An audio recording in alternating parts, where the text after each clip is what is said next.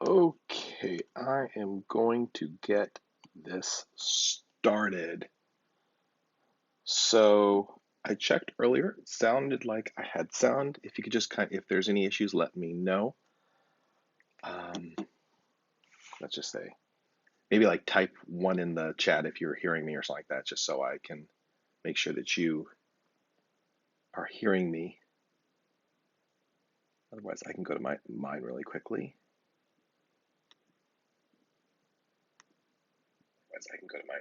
Yep, it's working. Okay, let me just turn that off. Okay, so let's see. So a couple things. Let's just kind of give you what my agenda is for today. Perfect. Just so you guys know, I'm not really looking at the stream chat just because I have Discord open. Just because you guys seem to be, it was easier. It looked like yesterday to work in Discord than it was to work on the Stream app.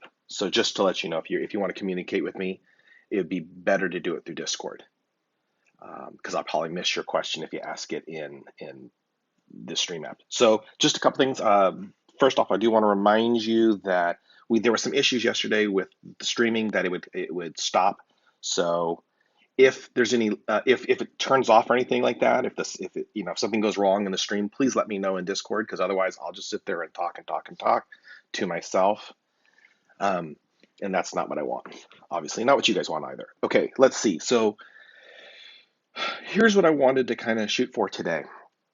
Obviously, I want to look at this new problem number 4, but I also wanted to go over and see if there was any questions that you had in regards to problem 3 from yesterday. So I think the better way to do this is I'm going to start with question number 4.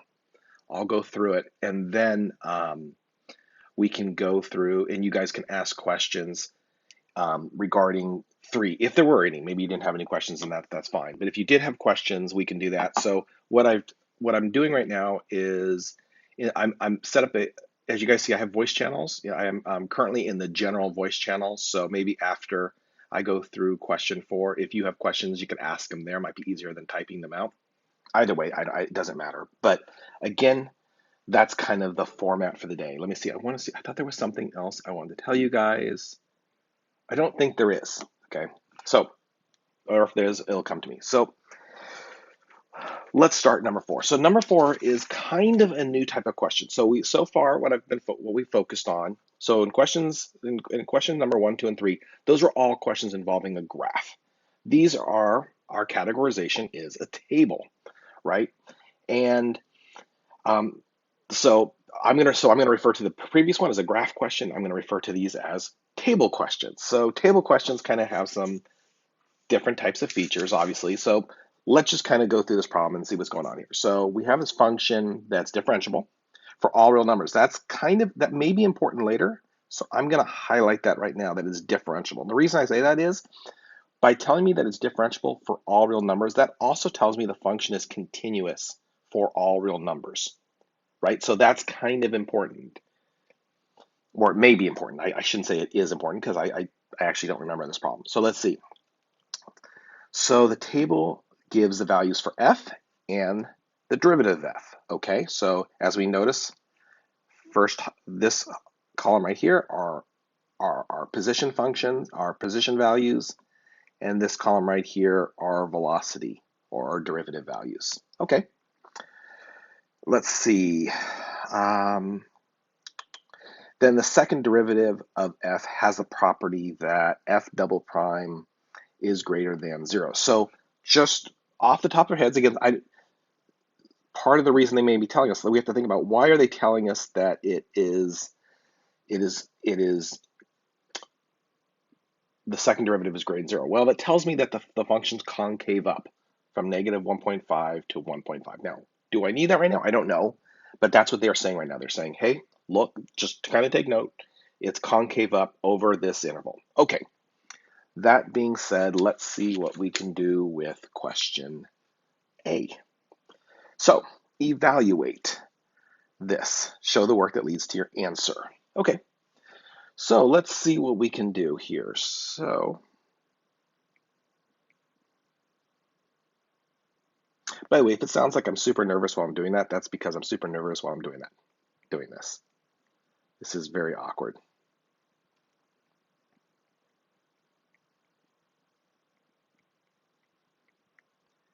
Okay, so we have to evaluate this thing. So let's see what we can do. So a couple things that I can do is I have two things being added. So we happen to know that one of the properties that we have is I can break that up. So I can break it up into thing number one and then thing number two.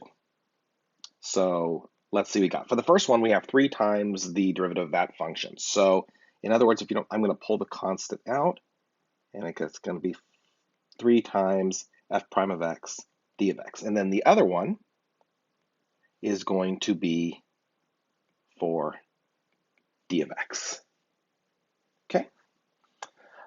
Before I continue, so a reminder, there's a bit of a lag in between when I do something and when you see it.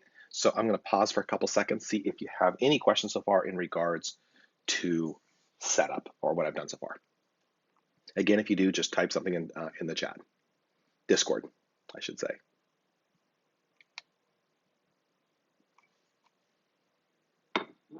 Okay. Okay, let's keep on going here. So let's go and evaluate this. So this first one says we are going to take 3 and we're going to multiply it by the integral of this. So we got to go and find this thing. So in order to find that piece, this is going to be equal to, let me move this down here, 3. So when we integrate this by the fundamental theorem of calculus, what this tells me, this is going to be equal to 3 times f of 1.5 minus f of 0. Okay? And then the other one, I will integrate as normal. So I get 4x from 0 to 1.5. Let's space that out a little bit so it's easier to read. Okay? So I just kind of note, and I understand that it may be a little bit confusing, but this piece right here, that's a flashcard. That's when I first gave you guys um, the information about how to kind of take care of this thing right here, the 0 to 1.5 to f prime. We said this is what it equals. That was kind of our flashcard. So just kind of note that's true. So again, before I continue any further, because from here on out, um, it's not so bad. This was kind of the hard part of this question. So if you have any questions, again, please let me know. Looks like somebody has a question.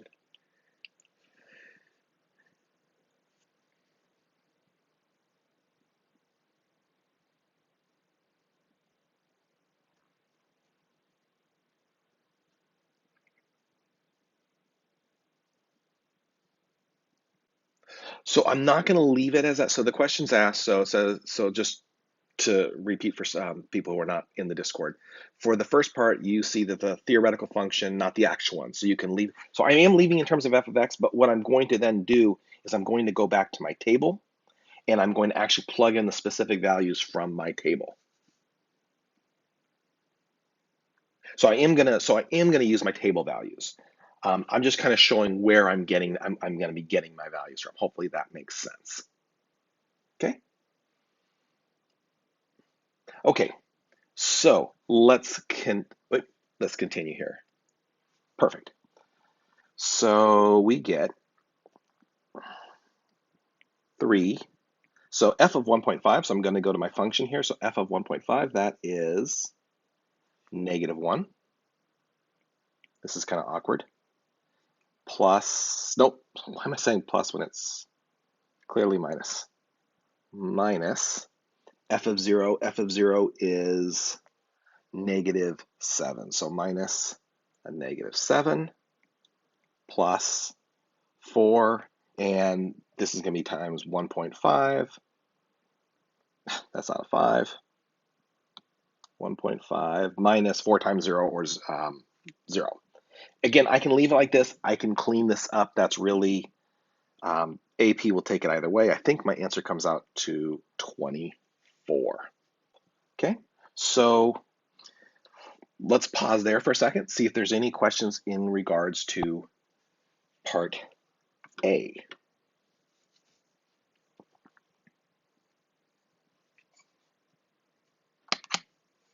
Also, I'm going to take a quick sip of coffee. Okay, let's see what we have since there is no questions in part A. So, write an equation of a line tangent to the graph of f at x equals 1. Use the line to approximate f of 1.2. Is this okay? So there's a bunch of stuff going on with this thing. So let's see what we got to do. Let's start with part 1. So part 1, we got to write the equation of a line at x equals 1. Let's start there. So we've actually been doing this quite a bit. I think the last two problems had us doing this sort of thing. So actually, if you guys don't mind, I'm going to get rid of part A right now so I can continue looking at my question. So I'm going to get rid of this. Remember, you can always go back. Actually, I'm going to hold off for a second. So if you need anything from here, why don't you grab it? So it's on screen for a little bit more. Of course, you can always do a screen capture or whatever that is so you can get it. But I'm just leaving it for another second or two before I make it disappear. Okay, I'm going to make it disappear again. Don't forget, you can always do a screen capture of it. Or go back and look at the video again. Okay, so let's see here. We're supposed to write the equation line. So as we talked about yesterday, and as we've talked about the last couple of days, in order to write the equation of line, we need two things. Thing number one we need is a point. Thing number two we need is a slope. So let's start there. So for the point, we know the x-coordinate is 1. So going to my table, I'm going to go find f of 1. And f of 1 is, sorry, it's a little small for me, is -4. So we have the point, 1, -4. Next, I need the slope. So in other words, I need to know what is f prime of 1, right?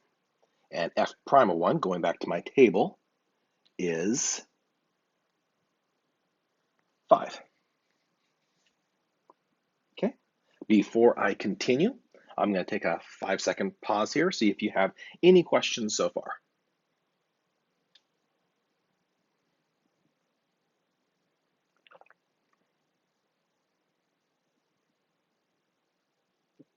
Okay, so let's go and write the equation of our line. So our line is going to be, I'm going to put it in point cell form, so y minus a -4, so y plus 4 equals the slope 5 times x minus 1. Now in this case, because they're going to be asking me to use this line, it's going to be a lot better if I write this line as y equals, so solve it for y. Again, you don't have to, it's just for our purposes here and what they're asking us to do, it's going to be easier. So I'm going to say y equals 5 times x minus 1 minus 4. Okay, so there is my line. Next, what they want us to do is they want us to use this line. So to approximate a value. So I want to remind you what this is. This is linearization. So just a quick reminder on what that is, because I know it has been quite a while since we've done some linearization. So let's pretend for just a second. So kind of unrelated to this question, let's pretend we had a graph. And this graph looked like this. And I wanted to, let's kind of use the numbers that they gave us. So I have the value 1. I know the x value 1. So I have this point right, and I happen to know it. So let's say, like in this case, it was the point, no, if you don't mind, I'm going to change it just a little bit. Let's say this is the point 1, +4, not 1, -4, because that's clearly not what I have. And I wanted to estimate the value of like 1.2. Well, what we could do, and what we're doing here, is we could write the equation of the tangent line to the graph, right? So I could write the equation of that red line, and then I could take that red line and evaluate it at 1.2, and I'd get an approximate value. Wouldn't be perfect, but depending on how close I am, how close my points are, it'd be, fairly accurate. But it's an approximation. So that being said, let's go and do this linearization with this problem. So let me get rid of that graph. Okay, so I'm going to take my function, y, and I'm going to evaluate it at, it was 1.2, right? Let me just, before I continue, I lost the problem. Yep, at 1.2. So I'm going to evaluate it at 1.2. So in other words, I get 5, 1.2 minus 1 minus 4. And again, that's a number. Technically, I'm done. If you go and do it, that's 0.2 times 5. I think, please, again, feel free to double check me, but I think we get negative 3 out of this when we're finished. Okay, that's part 2. So remember, there's actually 3 questions here, so I'm not finished. So I've used the line to evaluate 1.2. So before I do the last piece, I'm going to pause again for 5 seconds. And if you have a question about that second part, please ask.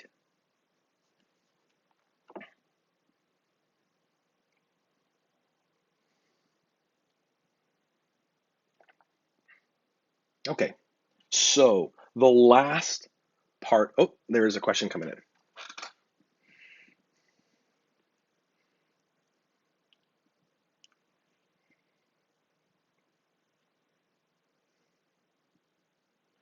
The answer, so the question was asked, how simplified does the answer need to be? The answer to that is it needs to be a number. In other words, I could have stopped right here.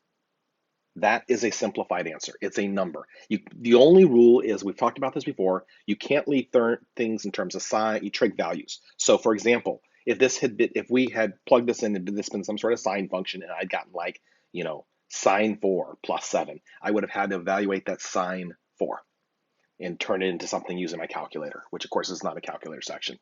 But otherwise, the orange highlighted piece is fine. You're done there. Okay, hopefully that answers that question. So let's move on to the last piece of this. So the last piece is asking, is the approximation greater than or less than? This is where the concavity matters. So let's kind of go back up to here. So right here, they told us that on our interval negative 1.5 to 1.5, this thing was concave up. So think what that means for just a second. Again, I'm going to just kind of draw a quick little graph here. So if I've got a graph and it's concave up, right? So from a certain section. So concave up means that it looks something like this, right? It means all the tangent lines, just a reminder for concavity, when something's concave up, that means all the tangent lines that we draw to the graph are below the graph. When it's concave down, all the tangent lines that we draw to the graph are above the graph. So in this case, any line that I draw tangent to my graph is going to be below the graph, which means I just, in this example here that we just did, this line that we just made, that line lies below the graph, right? Because it is a tangent line, and since our concavity is concave up, the line is below it, which means any value on that line has to be less than or equal to the value of the graph. So in other words, we have an underestimate. So in order to justify that, because obviously can't justify it orally, I'm going to say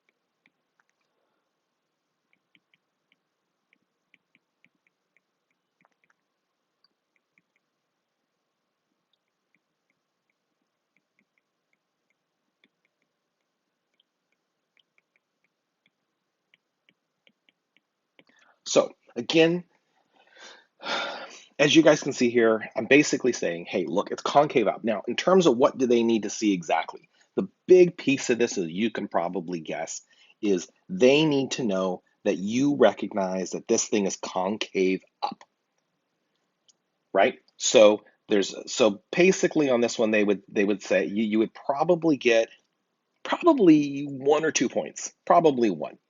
So you'd get a point for saying that the approximation is less than, right? So this is less, but that also you'd have to probably include, I know you have to include that it's concave up, okay? So that would be, in terms of your justification, that's fine. If you have somewhere in there that it's concave up and then that the value is less than, full credit for you. Nicely done. Okay, I'm going to pause there for a second. And actually, I'm just going to erase these pink things in case you're getting stuff down. So again, I'll pause here for a second or two, for like 5 seconds or so, I guess. Again, if you have any questions, please ask. Make sure if you want to take a screenshot or get anything down, please do so.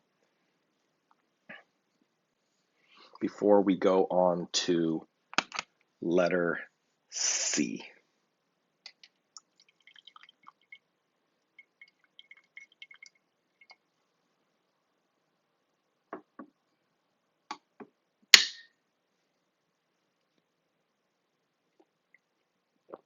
Okay, moving on to letter C. So if you don't mind, I'm going to have to get rid of all my stuff here. Let's move on to C. So what is C asking? Now, I'm going to actually emphasize this because this is pretty important here. So it says, so look what it says. So it says find the positive real number R having the property there must exist a C in the interval from 0 to 0.5 such that f double prime of C equals R. Now, I know I went through that pretty quickly, but here's what I want to emphasize. For whatever reason, whenever they give table problems like this is a table problem, they seem to really like to do mean value theorem, intermediate value theorem, and Rolle's theorem. So I'm not going to say every single time there's a table problem they do those things, but it happens quite a bit. So in other words, get very, very, very familiar with those three theorems, okay? Because they get used quite a bit and specifically on table problems, okay? So know those flashcards just in and out, okay?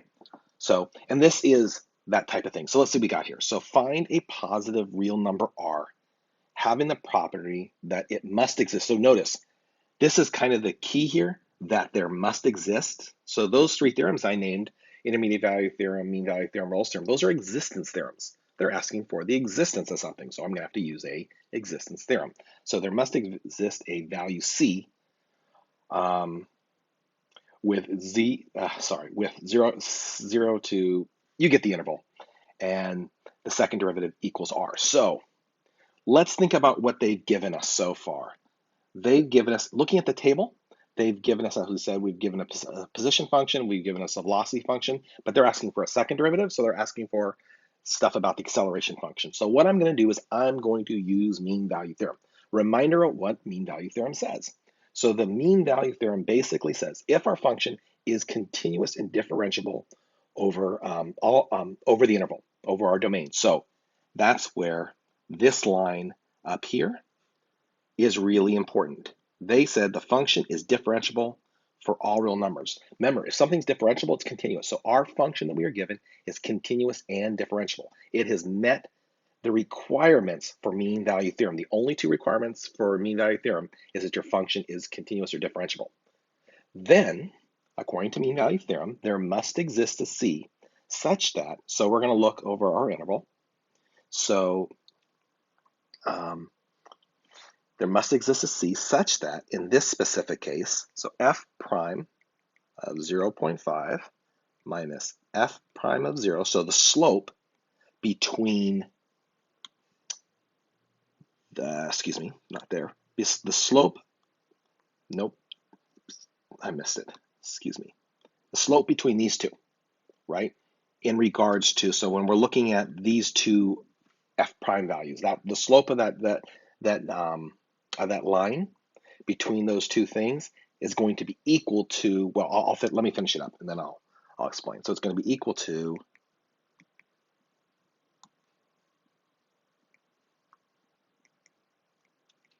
the derivative at some C. Okay, so that I feel like was a little bit confusing. So I'm going to pause here for a second, see if you have any questions.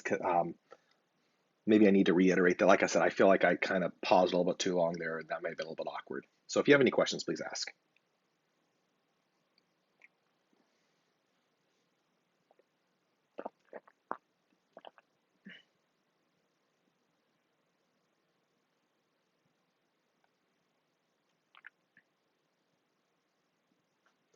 Okay, let's see.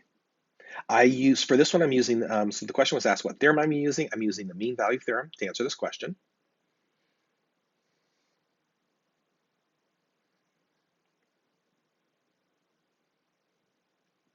Okay, so the second question is, why do you use the first derivative when they're asking about the second derivative? So let's start talking about that. So the reason is, so when we talk about the mean value theorem, the mean value theorem says that, so let me kind of put up a quick little graph here.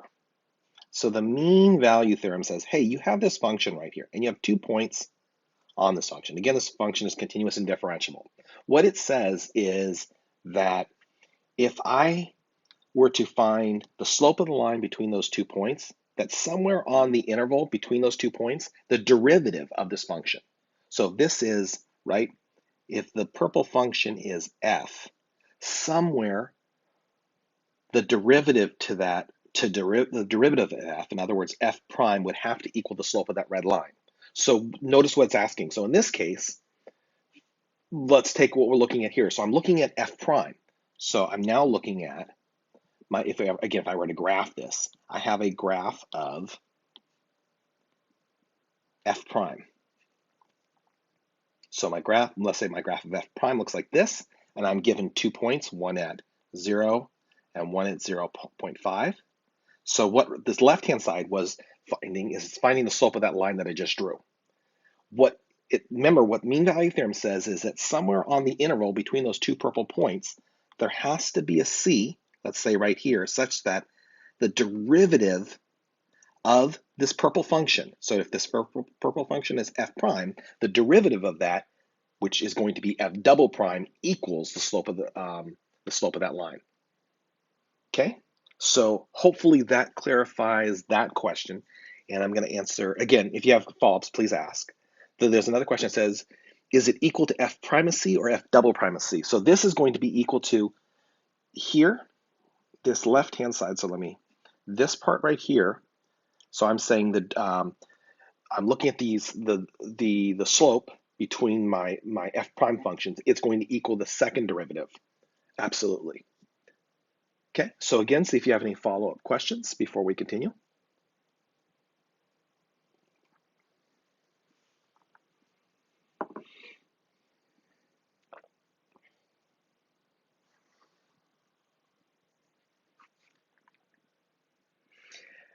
A parallel line, so the question is asked, so you're essentially trying to find a parallel line between the 2 points. I'm not trying to find a parallel line. So I'm not finding the equation of a line, I'm finding the equation of the slope. So you could say I'm trying to find like a parallel slope. That would make sense. So I'm finding, what I'm really doing is I'm finding the slope of the tangent line.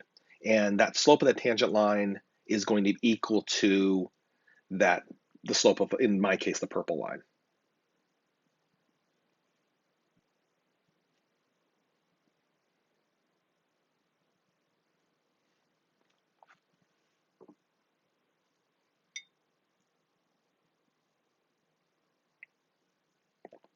Okay, let's continue then. So what did I do here?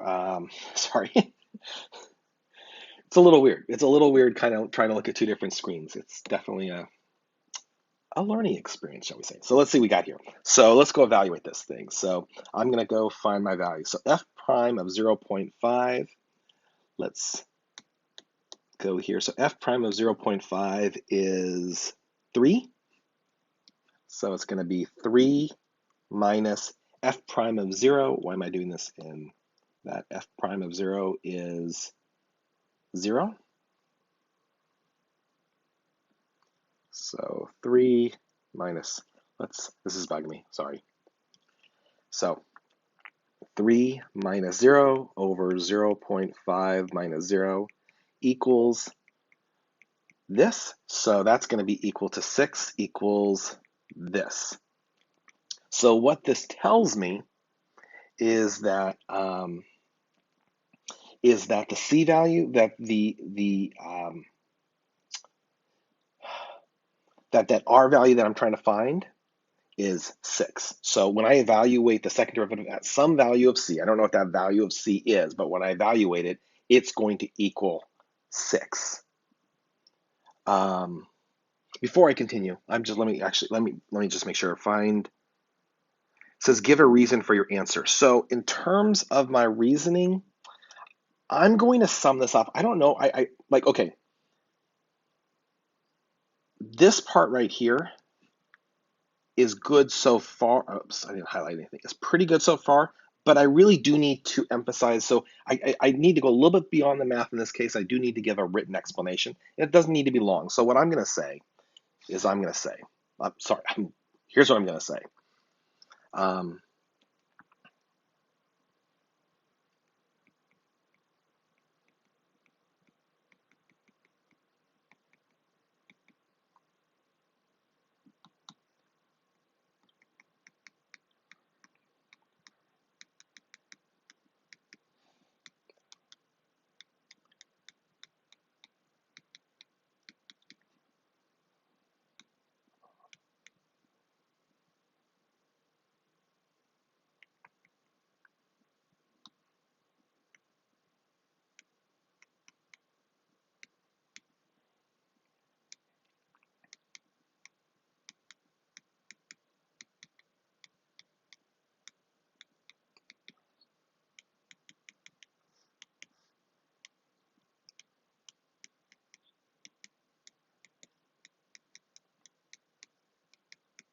so this should look a lot kind of like the flashcard, right? So I basically said, hey, look, this function is continuous. I knew it was continuous. You kind of want to state that. You want to say, hey, I checked to make sure this thing was continuous and differentiable. And then I've set up the requirements for the mean value theorem. And then I'm saying, hey, look, by the mean value theorem, here's my answer. Let's talk about the important pieces on that. And then there's a question in Discord I'll answer in just a second. So in terms of the things that I think you should have, one, you should definitely have this line right here. Whether you have the pink circled part or not, I don't think that is important, but I think that the thing that I have the arrow as, that's really important. Second, it's really, really important that you mention and that you're using the mean value theorem. Those are probably the main things they're looking for. Whether they look for the function being continuous and differentiable, the prerequisites for using that theorem, I don't know. But I know that you have to say what theorem you're using. I would still probably mention that it's differentiable and continuous. But again, MVT is absolutely required. You just have to do it. Okay. Then the question is two questions. First question is, do we need to simplify all the way to 6? The answer is no. You could have left it like this. It was just, in my case, it was easier to simplify to 6. And then no. So the other question is, do we need to find what the C value would be? And the reason we don't is, I think you'd agree, we really can't. And the reason I say that is, let's kind of go back up here. We have a table, right? So in looking at this table, if I'm looking at this interval between here, excuse me, I'm looking at this interval between 0 and 0.5. I think you'd agree, I have no idea where I know the C value exists somewhere in between there, but let's say, for example, it exists at 0.2. How would I know that? I mean, there's no way to find that because this is just a table of values. The only thing I can tell you is that it's somewhere between 0 and 0.5. This thing exists, but I can't be more specific than that. Okay? So again, I'm going to pause for a little bit longer. You guys have already been asking questions, which is great. But if you have any more questions or if you need to get anything down, again, please do.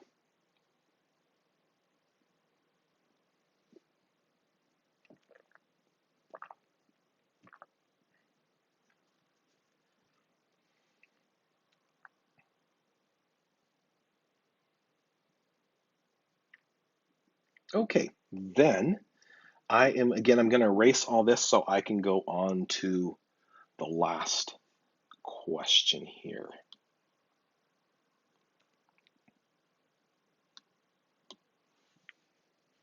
Okay, let's see what we got here. And actually, let me just, if you don't mind, I'm going to clean a little bit this up here. Okay, let's see. So let G be this function. So now we are given a brand new function. We are given this function G. And G is defined by these two piecewise, by this piecewise function. Let's see. The graph of G passes through each of these points, x, f of x, given, okay, so it passes through each of the points given. So in other words, just to make sure that we're clear on what it's saying, is they're saying that if you were to take G and you were to evaluate it at any of these points, it would pass through the points given. So all these points right here are on the graph, okay? All those points are on the graph. What they're asking now is, are these two functions the same? Okay, so we want to figure out, are these two functions the same? So let's see what we can do here. So the first thing I'm going to do is, they've already told us that what I'm going to do is I'm going to make some checks. So what I'm going to do is I'm going to see, I'd like to see what's going on here, since I'd like to know if this function is, if we already know, well, okay, let me just I'm sorry, I'm having a little trouble going through this. So let's see what we can do. We already know that every point exists on there. What I'm going to kind of check my limits really quickly. I'm going to make sure that from the left-hand side and the right-hand side, these two things are going through the same thing. It looks like they are, but I'm going to specifically check at 0, because this function should be continuous by the language they give us, but I'm just going to double check it really quickly. So I think you guys would agree, if I took the limit as x approaches 0 from the left-hand side of g of x. So left-hand side, it would be, I'd be looking at the one I'm currently pointing an arrow to. So if I evaluate that at 0, I would get -7. And then if I were to do the right-hand side, I feel like this step's a little bit wasted. I don't really need to do this, but I'll do it anyway. It equals 0. So this function's continuous. Now what I'm going to do is I'm going to say, well, if these functions are the same, right, their derivatives have to also be the same. So I'm going to go and take my derivative. So let's go and do that. So I'm going to go and take the derivative of g prime of x. So when I go to take the derivative of g prime of x, for the numerator, the numerator, it's not a fraction, for the top function, I get 4x minus 1. And then for the bottom one, I get 4x plus 1. Notice what happens when I evaluate that at 0. When I evaluate that at 0, right, if you're just kind of, if we were looking like at, if we were taking limits and I wanted to find what, from the left-hand side or the right-hand side, what's going on at 0, I think you'd agree that this thing has an issue, because from the left-hand side, this thing's going to equal -1 as I approach it from the left-hand side. From the right-hand side, it's going to equal +1. Those values, but when I go to look at g prime, where is g prime? When I go to look at g prime of 0, it's supposed to be equal to 0, and neither of those values are equal to 0. So, I mean, if we wanted to be like super straightforward on this one, which we probably do, I could say g prime of 0, let's backtrack just a little bit. Where's my eraser? So g prime of 0, right, I'd be looking at this bottom function. Would you guys agree, hopefully? I'd be looking at that bottom function. And g prime of 0 is 1, according to this. So g prime of 0 equals 1, but that's not equal to f prime of 0, which equals 0. And since those two things are not the same, these two graphs are not, these two, the function given and the table can't be the same graph. The question was, oh, yes. So the question was asked, I made a mistake up here. The question was asked, as you approach from the right, should it equal -7? And the answer is yes, it should. I do want to kind of emphasize, that didn't turn out to be useful at all. So I'm going to kind of cross that out. That I thought it was going to be useful, but as I kind of thought through the problem, really, this is the piece right here that's important. This is where I can clearly tell that these two functions are not the same. So in summary, what I would say, if I wanted to summarize this, I might say g of x is not the same as f of x because, what was it, g prime of 0, which equals 1, is not equal to f prime of 0, which equals 0.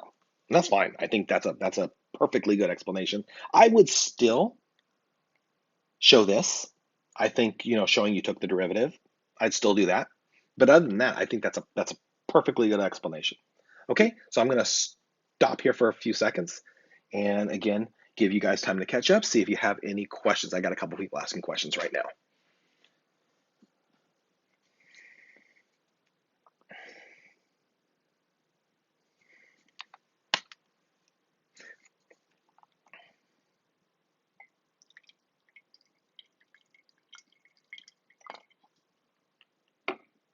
Okay, so question number 1.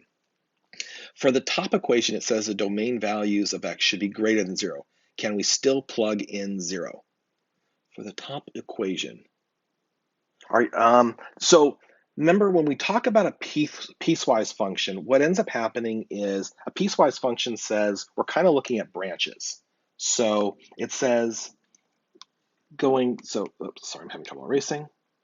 So looking here, it says for any number that's less than 0, when I'm plugging into g, so I'm taking g and I'm plugging numbers like -10, -20, -1, I use the top function.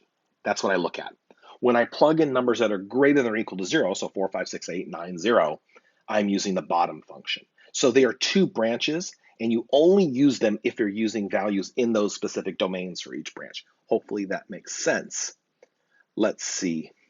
Next question.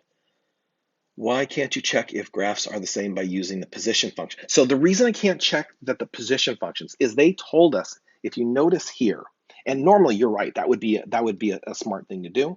But in this case, they told us right here that every point for the piecewise function goes through the table values. So we already know that those are all going to align.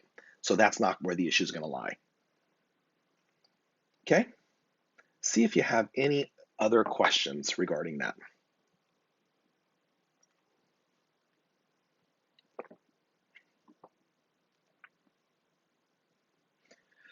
Okay, so let's see here. So as I said, oh, there's another question coming in.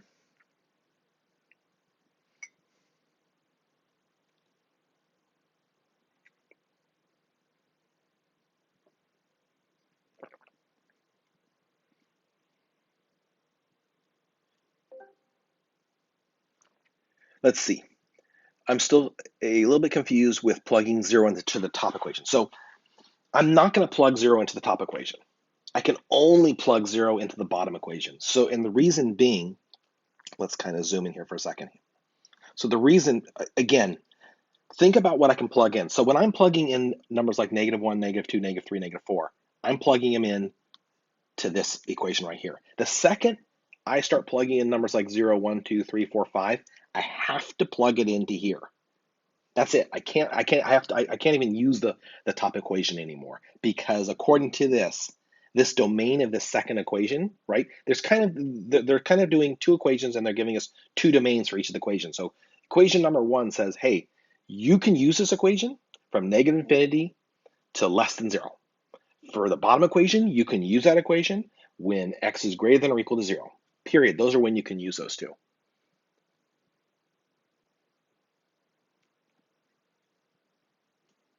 Let's see. Let's see what other questions that you still have. Because it looks like some people are still asking questions, which is good.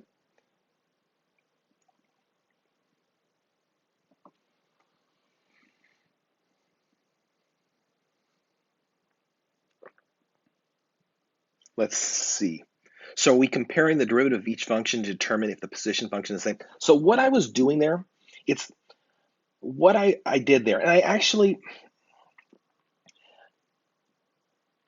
I kind of overdid this question. Again, partly I overdid this question because, well, one, I was nervous because I'm doing this. But the other reason I overdid this question is what I could have done instead if I had really thought through this question before presenting it to you guys. What I could have done instead is I could have said, okay, I recognize all the position functions are the same. They've kind of told us this. So what I'm going to do is I'm going to look at the derivative. So I'm going to say g prime of x. Now, when I did g prime of x, I took the derivative of both the top and the bottom functions. But really, since I'm going to be looking specifically at 0, I could have just taken the derivative of the bottom one. I kind of, for completeness sake, I like having the derivative of both the top and the bottom. I just feel like I'm showing that I'm taking the derivative here. Hey, look, I've taken the derivative. But when I go to take when I go to evaluate this thing at 0, I have to use this one because, again, kind of finishing that up, again, that's the only one that's in the interval that I'm looking for. I'm looking for numbers that are greater than or equal to 0. So I have to use that positive one. G prime of 0 equals 1. Okay, which of course does not equal 0, which it was supposed to be. Let's see. Why did you use g prime of 0 equals 1 and not g prime of 0 equals negative 1? So the reason I didn't use negative 1 is I'm specifically evaluating this thing at 0, and this function right here, this top equation, I can't plug 0 into it because that's not in the domain of that top equation. Oh, good. Okay, you got that? Cool. Any other questions that you have on number 4?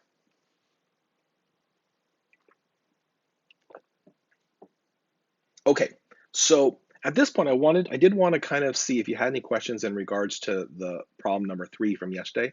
And again, I do want you to feel free. I'm in the general voice chat. If it's easier for you, if you want to, pipe in through the general voice chat and ask questions that way, that is absolutely fine. Let me just kind of flip over to number 3. I think I have it somewhere, and see if you have any. Ooh. Let me find it really quickly. Oh wait, maybe up to the top. I think it is. So question number 3. So again, let's see if you have any questions in regards to number 3. Okay, so a couple things. First off, the question was asked, is there a video for number 3? I have not put up a video for number 3, and the reason being is at this point, okay, so I couldn't do that one either. I don't see, no. So here's kind of the way I'm setting these up is usually what I do. So what I do with these is I kind of go through, so if we were in class together, the way this would work is I would present to you, so the first time we see a question like today, we saw a table question, I would present it to you like I just did. The second time you'd get in groups and you do it together, and then we'd kind of go over it. And then the third time, it's kind of up to you. What I mean by that is you do it, and then you'd go to the correlation. So just to make sure you guys understand what I'm talking about, I'm gonna pause here. I'm not gonna pause the thing here really quickly, but let's just, before I tackle number 3. So every question that I have here, if you go to my website, let's see.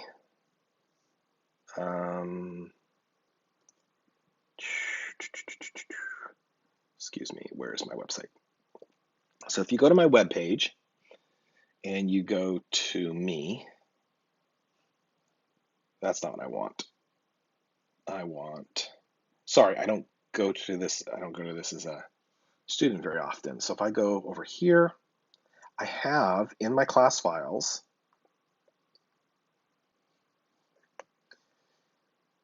this is calculus. Yeah, why is it so short? I feel like I have more than 5 pages of files. Let's see here. I have, okay, right here. I can't highlight it, but you guys can see that middle thing where it says review AP free response question correlation to AP. So what that is I have all the questions numbers, 1 through however many questions I have, and each one tells you what year it is. So for example, in this question, I actually have it on here too. So, so for this question, when I pull up that sheet,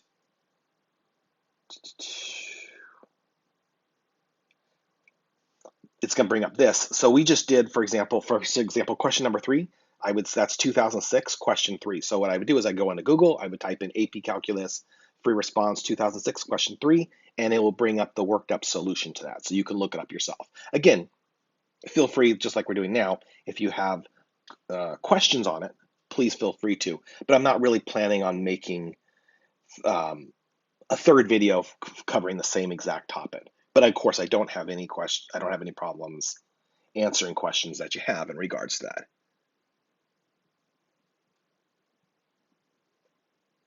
Okay, so let's see here. Sorry, I just kind of looked away from Discord, so let's see what's going on now. Hopefully that answers that, but let's see. There's some follow-up questions on number 3. I get stuck doing the graph of interpreting it in terms of the formula. Same. Okay, let's kind of go look at number 3 then. Let's kind of go through your specific questions. Let me find it.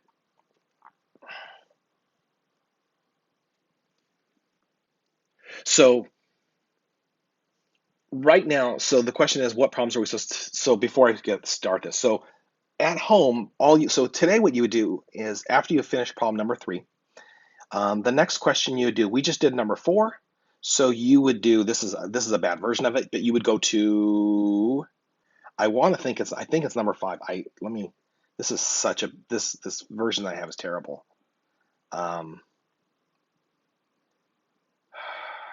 Should be number 5 because it's a table. We're interpreting a table, so it should be number 5. Okay, so for example, today what you would do is you look at number 5, and again, I will go over number 5 tomorrow, and I'll put that information in Discord. So, but let's look at other. Okay, what do we got here? What problem am I supposed to do at home? Mr. Friedman, you may have skipped number 3 since it's missing from your bad packet version. I didn't. So when I say I didn't skip it. Hopefully that makes sense again. So again, it's just one of those ones that I'm not actually.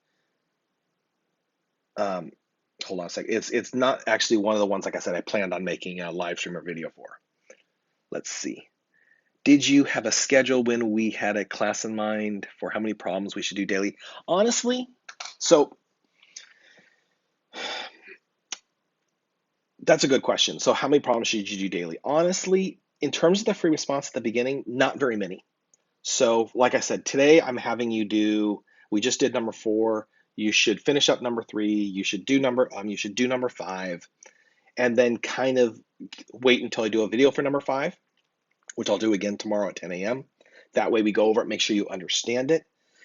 You're more than welcome to be working on the multiple choice stuff too. But the reason I'm saying don't get quite too far ahead in the packet is that packet is really divided up into sections where it's like, hey, we're looking at graphing, we're looking at this. So you can't really quite skip ahead in that just because it's then covering a topic that I haven't really covered. So like I said, if for tomorrow, if you finished up number 3 and you did number 5, and you're great. If you want to then on top of that do some multiple choice, which I encourage you, if you're bored and and you want to do some multiple choice, absolutely do that. Because we should be doing multiple choice too. We do want to finish that multiple choice packet before the end of the year. And of course, you can ask questions on that. Okay, so there are so many questions on number 3 that I think I should probably just go and do number 3.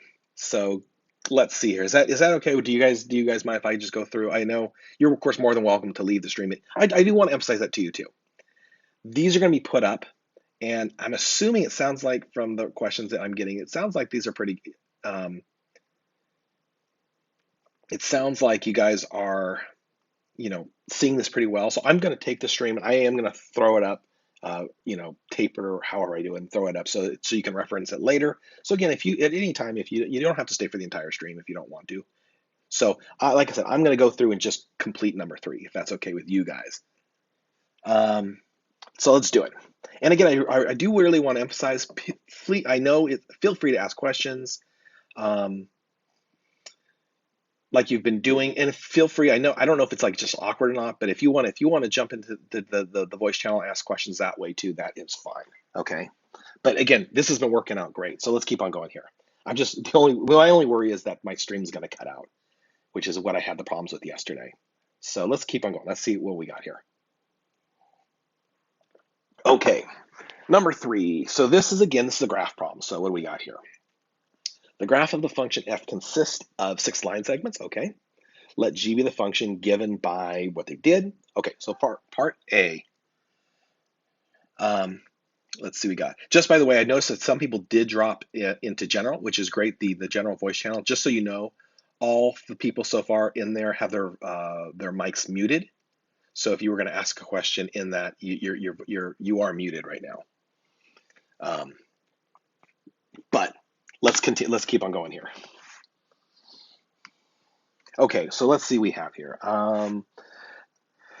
First thing we're going to do is we're going to go find g of 4.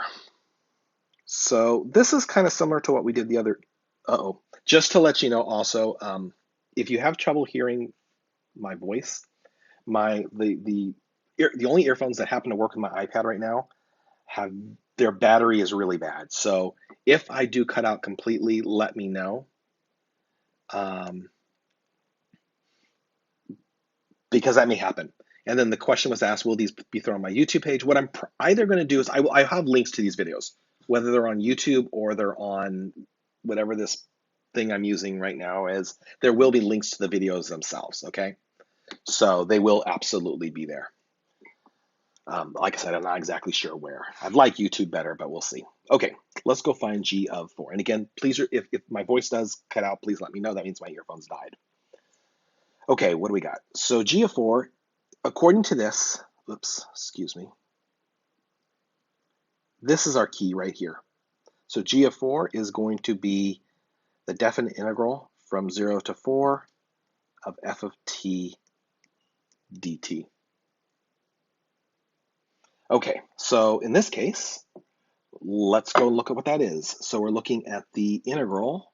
So we're looking at the integral from 0 to 4. In other words, I'm looking at this purple stuff, and I want to figure out what that is. So let's go and do that. Well,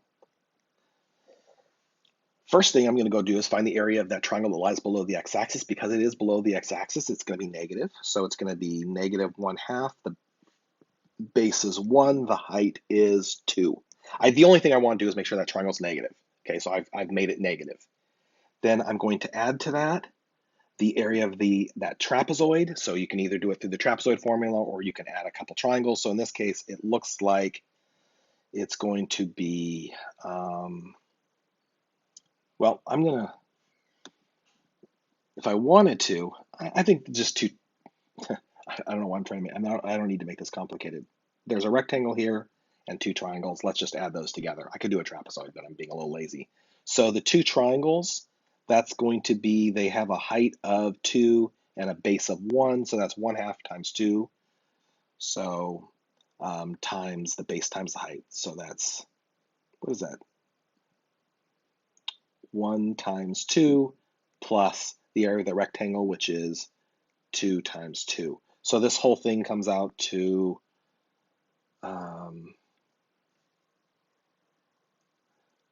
let me just make sure I'm doing that right. I don't want, so the rectangle, oops, I'm sorry. The rectangle's base is, excuse me.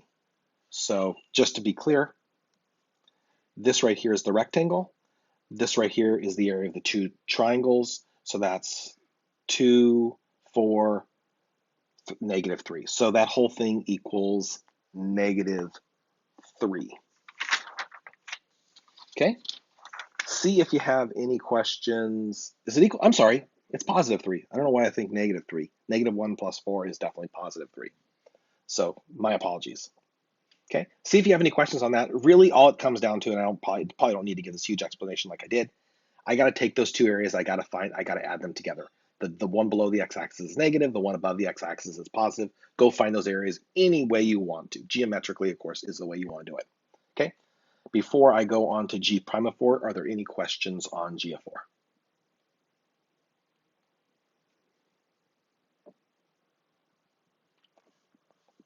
Okay, let's move on to G prime of 4. So G prime of 4. So let's Get rid of that. So g prime of 4 is going to be equal to the derivative. Actually, if you don't mind, g prime of x is going to be equal to the derivative of this function.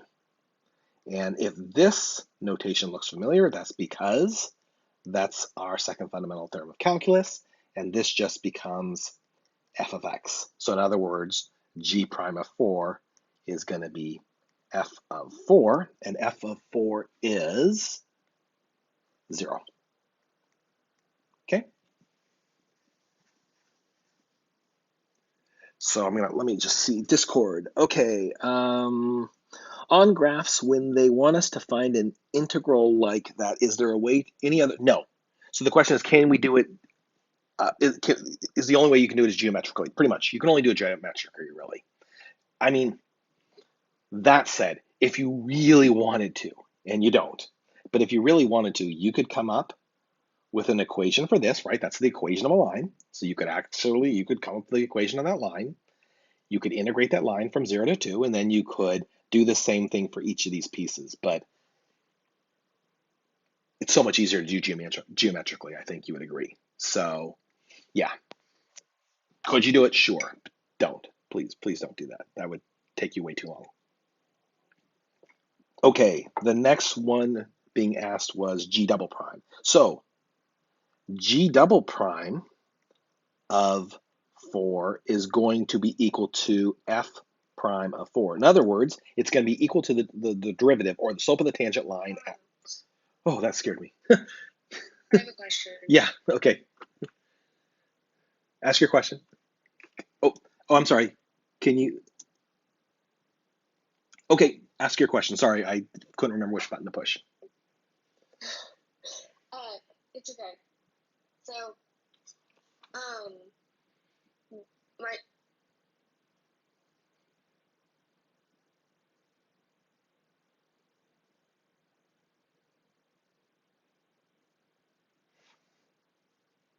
I think you just cut out there. yeah, it's really lagging on the. Sorry. So my question is, so you have the derivative of the integral from x to 0 of f prime t dt. So that the flashcard turns it into f of x. Right. So what it's saying, Okay. that's exactly So what it what does. happened to t? So our second fundamental theorem basically said this, and I'm going to write. Obviously, there's going to be some lag between when you see it on my screen, but this is what it says. So it says that when you take the derivative of some integral like this, the way you do this is these two are inverse operations. So they kind of undo each other. So when you do this, the way you do this is you take this value and you plug it in. So we get f of x. And the way we've seen this before is I've given you things like this. So I might have said, hey, go take the derivative of, let's say, this. And what you would have done is you would have said, oh, okay, what I'm going to do, this is going to equal the square root of x times the derivative of that using the chain rule, which we're not doing here. But that's what that second fundamental theorem of calculus said. And that's what we've used before. See, hopefully that makes sense. Does that make sense to you?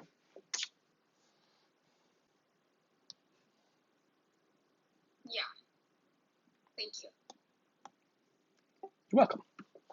Okay, it's going to be kind of weird because I just realized when I'm talking to somebody in Discord, there's like a 5-second lag, so you'll hear me say the same thing twice. But I kind of, I don't know. So it's a little weird, but everything about this is a little weird. Okay, let's keep on going here. So we're at g double prime. So at this line, we're saying the second derivative of g at 4 is equal to f prime of 4. So now let's go to my graph, and I want to find the derivative at this point, right here. Well, how do I do that? Well, it's the slope of the tangent line. So in other words, I need to know what is the slope of this line. And I think you guys would agree, we can find the slope of the line very easily, right? We can use the slope formula, or we can just count it. So it looks like it goes down 4 over 2. So the slope is down 4 over 2, so that equals -2. So g double prime of 4 equals -2. So another question was asked is why does g double prime equal f prime? And the reason is if you go looking at this. So remember what this says. So this original function says, it says g of x is defined to be this integral, right? So when I take the derivative of g, what it does is it gets rid of the integral, right, in evaluating this thing at x. So that was pretty messy. So let's repeat that. So originally I'm given g of x equals this function, 0 to x of f of, excuse me, let me just make sure I'm reading that right. Yep, f of t dt. When I take the derivative of g, I'm going to get the derivative of this function, which we just said by second fundamental theorem equals this. When I go to take the second derivative of this, right, it's going to equal the derivative of f, which is f prime of x. Okay, hopefully that makes sense. So that's question A. See if you have any follow-ups on question A. Looks like there is a question coming in. Oh, it's a thank you. You are welcome. Okay, let's keep on going then. Let's move on to B, assuming there are no follow-ups on A. Okay, so I'm going to, again, as always, I'm going to get rid of this so I have room to work. Let's see what we got. So B. Does G have a relative minimum or relative maximum or neither at x equals 1? So again, this is very similar to what we did the other day. And I'm going to take this a little bit more broadly because again, it's nice to see this a little more broadly. I'm going to go make a sign chart for this. So for this entire thing, again, this is such overkill because they're not asking for a full sign chart. I mean, they're not asking for every value, but it's good to know. It's good to kind of go interpret. So this thing starts at -5. It ends at +5, and then we have critical values wherever the derivative equals 0. So here, here, here, and here. So we have one at -4. We have one at -1. We have one at 1. Those are my critical values. So let's see what's happening. To the left of -4 are the functions below it. So our derivative is negative. To the right of it, right, all this stuff is above the x-axis. So it's positive. Then going on to after -1, it's all below, and then to the right of 1, it's above. Okay? So if I want to look at what were they asking for? At x equals 1, they want to know, is there a relative minimum? I think you guys would agree, well, there is a minimum here, there's a maximum here, there's a minimum here. So at x equals 1, there's definitely a minimum. So let's before I finish this up. So the question is, what is the sign chart for? So the sign chart was for actually there's two things. Let me finish the sign chart one, and then I'll answer the other question above. So what the sign chart, literally, I just made the sign chart because I really wanted to see, and I only needed this piece. I wanted to see at x equals 1. I wanted to see what was going on to the left-hand side and right-hand side of 1. Because remember, if it's a minimum, that means to the left of 1, the f is decreasing, and then to the right of 1, it's increasing like it is here. Otherwise, it's the other thing. Isn't there another critical point at 4? Oh, you are right. I did miss 4. I don't know how I missed 4, but there absolutely is another critical point at 4. Again, it's not part of this one, but good point. I did miss 4. So hopefully that makes sense in terms of why. Again, I didn't need to make the whole sign chart. Really, I only needed to look at this. And again, since they don't even look at the sign chart, I didn't even need to have a sign chart at all. I could have just looked at the graph and interpreted from there. I was doing the whole sign chart just because, again, it's kind of good practice for us. Okay, the question above says, don't we need to include endpoints? No. So the reason we don't include endpoints, we only look at endpoints when they're asking for absolute minimum, absolute maximum. Then you include endpoints. They were asking for relative. Relative means that it's on the open interval, not on the closed interval. So we're not looking at endpoints at all. Okay, you only look at the hills and valleys, if that makes sense. So the interior stuff. Okay, there's another question coming in.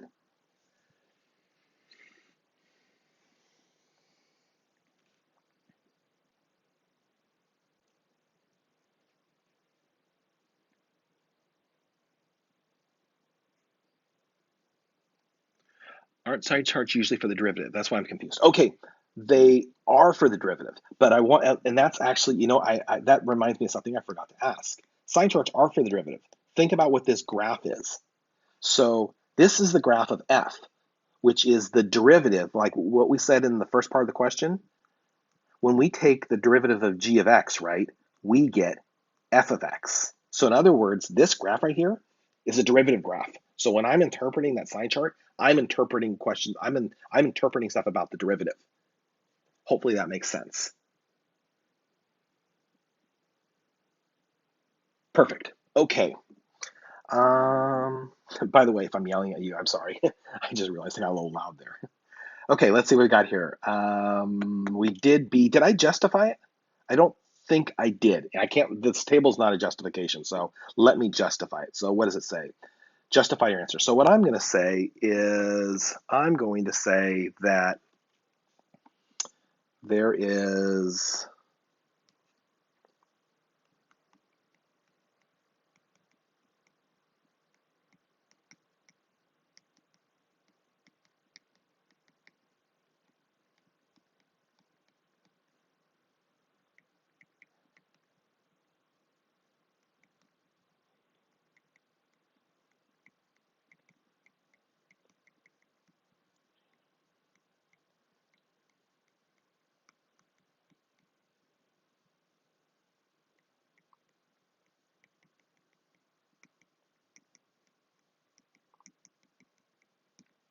okay.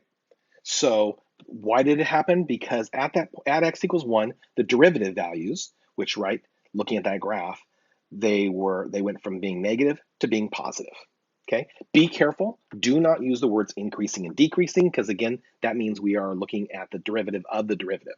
So we're looking at another derivative, which we don't want to do. So we definitely want to use those positive and negatives. And I'm hoping that's making sense to you guys, because for some reason, I don't know why I'm struggling a little bit. I feel like I'm communicating that concept. But I really want to say, if you look, since the graph that I'm looking at, those values that I'm looking at, they're negative. They're negative values, right? If when I interpret it, if I interpret this point right here, it's negative. It's below the x-axis. If I were to talk about increasing, decreasing, then I'd be talking about the slope of those values. I'd be saying, hey, look, the slope is negative. The slope is positive, right? So hopefully that makes sense. Right. So the question is asked, so you use increasing or decreasing for second derivative, right? So if they were asking, if this question, and I don't know, I can't really picture right now what they would say, maybe something about concavity or inflection points. Um, then we would be using that, when we use the graph that we're given, we'd be talking about increasing, decreasing, because now we're saying we're taking the derivative of the graph, and the derivative of the graph is the second derivative. So next one is, let's see here. Aren't we looking at slopes anyway with first derivative? So it all depends on what you're looking at. So let's kind of go back to the graph again. Remember, this is the graph right here. Going back to what I just wrote here. This is the derivative. What does that mean? Well, that means if I will go in and plug f of 1, if I go plug f of 1, that means I get 0. So f of 1 equals 0, which means the derivative of g at 1 equals 0.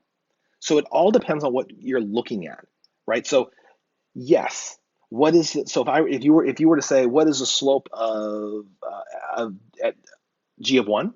What's the slope of the tangent line at g of 1? I'd say 0.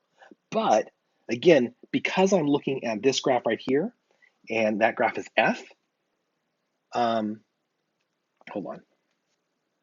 Yes. So it says, is it because that this is talking about g prime of x, which is equal to fx? That is exactly it. Hopefully that makes sense.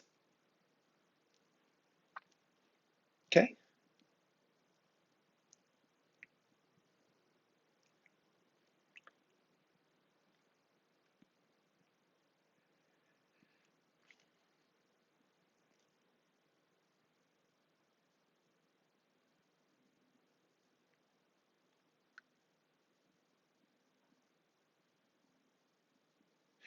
Okay, so the question is asked, could you say the position function is going from decreasing to increasing?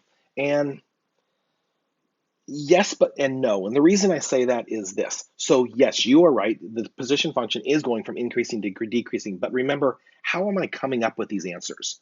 What am I doing? Well, I'm looking at the graph, right? I'm interpreting the graph. They've given me the derivative of g, right? So they've given me this f function. So when I'm answering it, I'm talking about f. So I can only talk about f in terms of, if I'm talking about the derivative of g, I can only talk about f. So I'm not going to use the words. It would be you want to talk about what you're given. So I'm not going to start talking about the function. I'm not necessarily going to start saying, hey, g is increasing, decreasing, because how do I know that? Well, it's because I'm looking at f, and f is positive, f is negative. So remember, you're communicating how are you finding this information out? I'm doing it because I'm looking at f. It's all about pointing to what you're looking at when you're answering this question. Okay, let's see. Another question, but why are we putting in terms of f of x when the question is talking about g of x? That is, so I didn't quite. I'm interpreting f, but I'm answering the question in terms of g, right? Because this relationship right here, so yet I'm looking at f, but I'm answering the question about g. Hopefully that makes sense.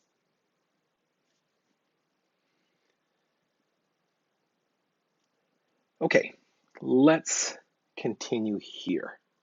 Let's continue here, because this last piece right here is probably the piece that most of you came for on this one, because this last piece is kind of hard. I feel like this is the separation one. I actually remember this.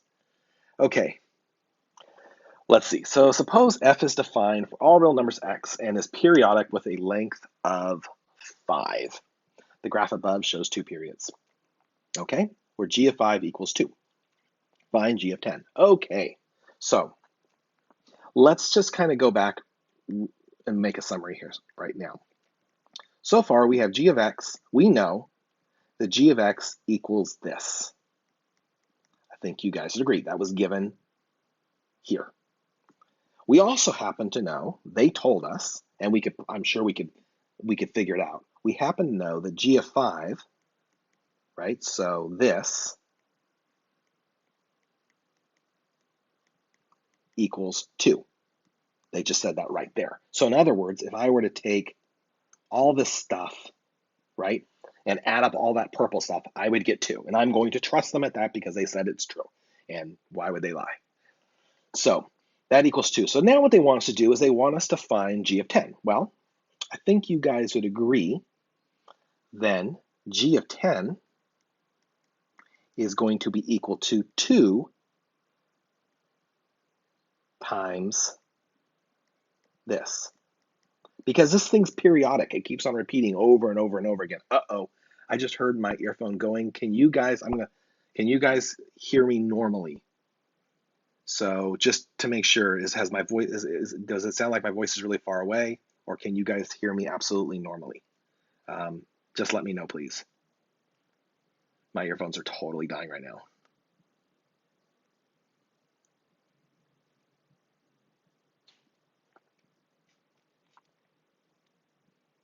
Okay, good. I don't know how much longer I have on these things. They are definitely dying.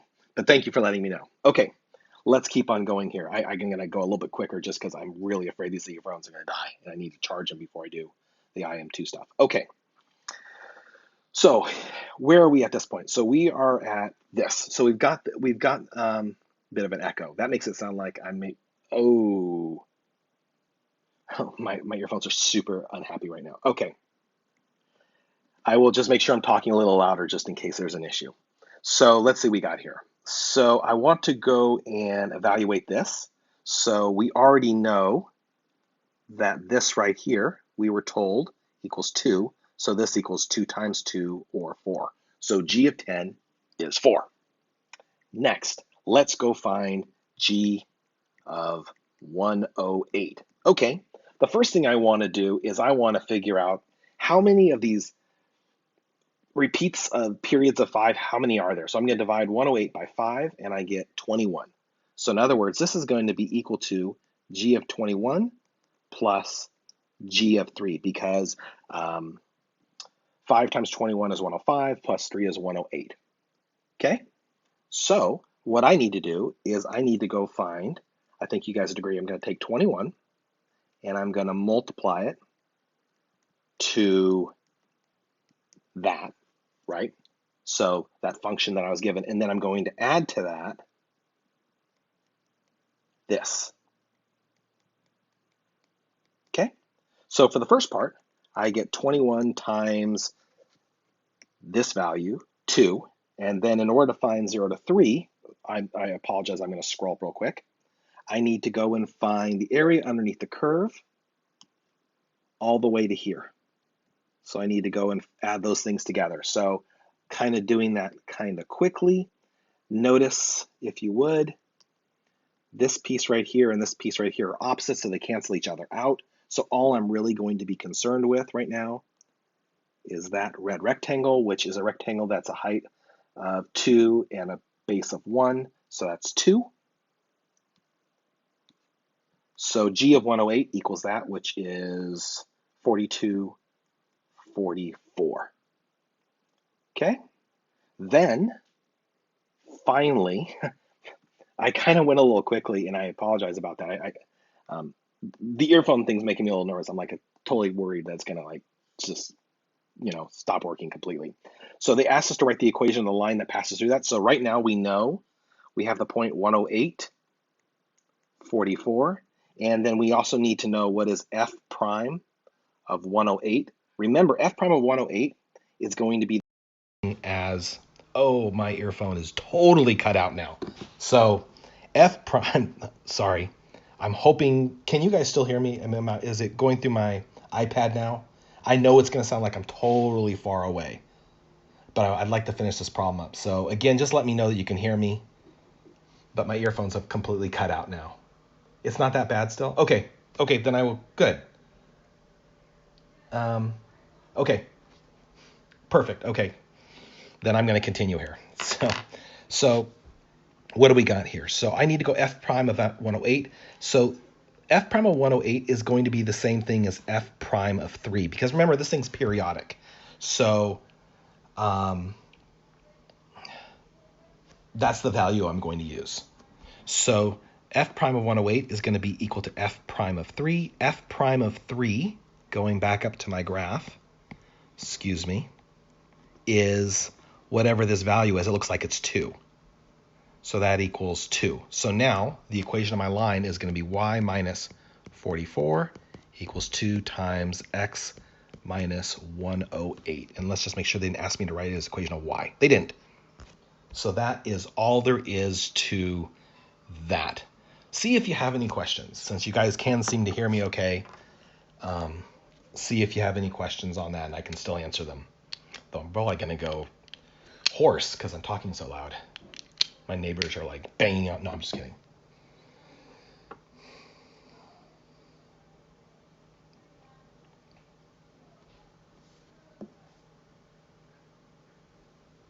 So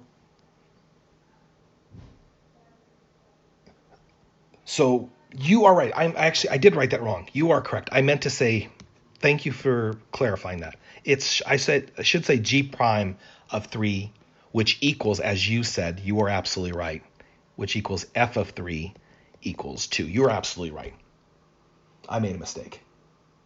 Does that, so the other thing was, can you explain f prime of 3? Absolutely. So let's kind of go back to the graph. It's kind of part of the reason I was having difficulty is I wasn't looking at the graph. So let's think about what happens here. So let's say for sake of argument, I was starting right here, right? And I wanted to go find, I think you'd agree, this is 3 units over, because right, this thing's periodic. So this is 3 units over and our height is 2, right? Every time I go through this period, right? So every time I go from 0 to 3 on this period, so another 0 to 3, I get a height of 2. If you imagine my next one, I'm going to have a height of 2. So remember what we said. We said over here that g of 108 equal g of 21 plus g of 3. So in other words, it got me through, and I hope this makes sense, it got me through an entire period of this function. So when I did g of 21, I am back to right here. Well, not at 0, but you can imagine when I'm out at 105, I'm back down to a height of -2. And now I go 3 units from there, and this is where I am, and I interpret that value. I hope that makes sense.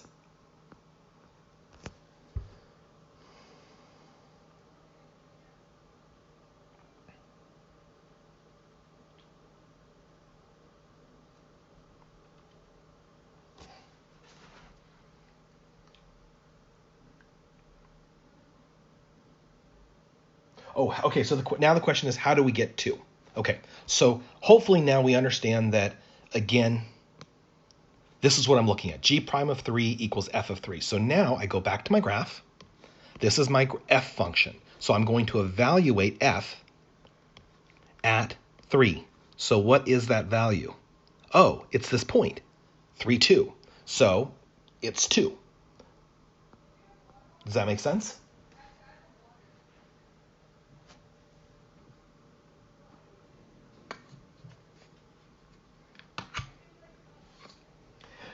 Just to be clear too, I really want to emphasize to you guys, I mean, these are good questions and please feel free to continue asking them. This is what I call a stretch question.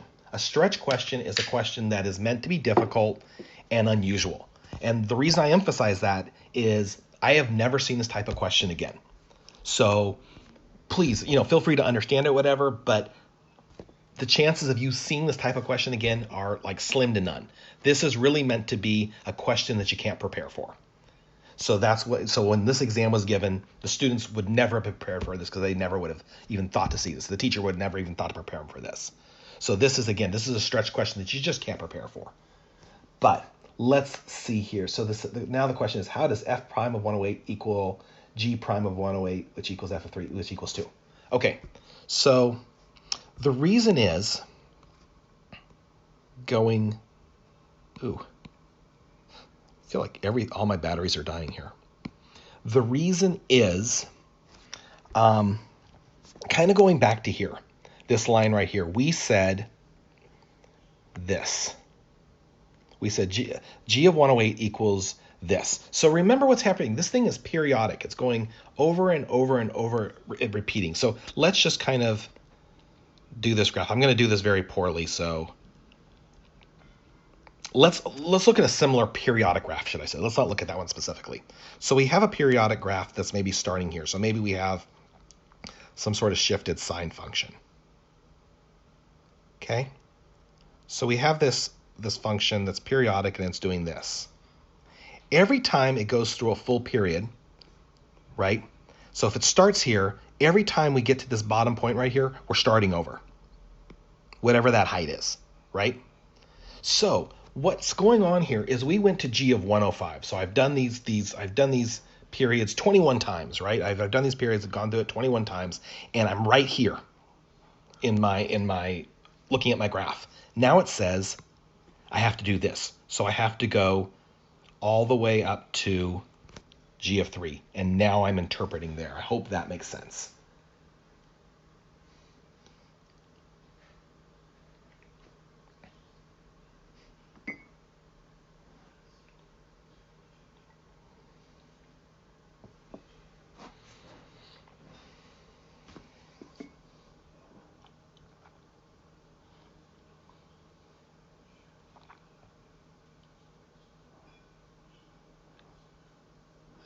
There's a couple questions coming in, which is just for people who are watching this later. I'm just pausing here because there's a couple questions coming in. Okay. If the function is periodic, why would the point 10844 be the position function? Okay. The reason is, why would it be the position function? So here's why. I got so much crap on my screen at this point. Here's why. Let's kind of go back to what we were doing here. So hopefully it makes sense that I can rewrite G of 108 as, I could rewrite it as excuse me, G of 108 equals G of, this is kind of awkward. Why? Maybe this is the problem right here. I think that line was bad. I should have written it like this. It's the same as G of 105 plus G of 3. I think that was where I'm having a little bit of confusion here. So it equals G of 105 plus 3, where G of 105 is equal to 21 times G of 5 plus G of 3. Okay? So I think you'd agree. I can rewrite G of 108 like this. Right? If you add those two together, you definitely get one. I'm taking my X values, I'm starting at 105 and I'm moving it 3 units over. That's definitely 108. Hopefully that makes sense. That line was bad. I realize now, looking at that line was definitely a confusing line.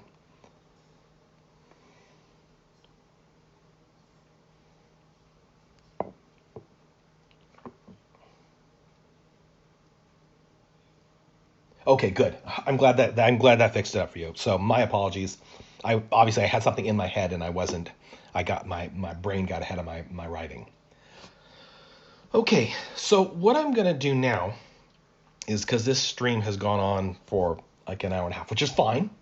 What I'm gonna do is I'm gonna stop the stream right now, but I'm gonna remain in Discord, in the general chat. So if you have just other questions that you want to ask or whatever, that's fine. But like I said, I have to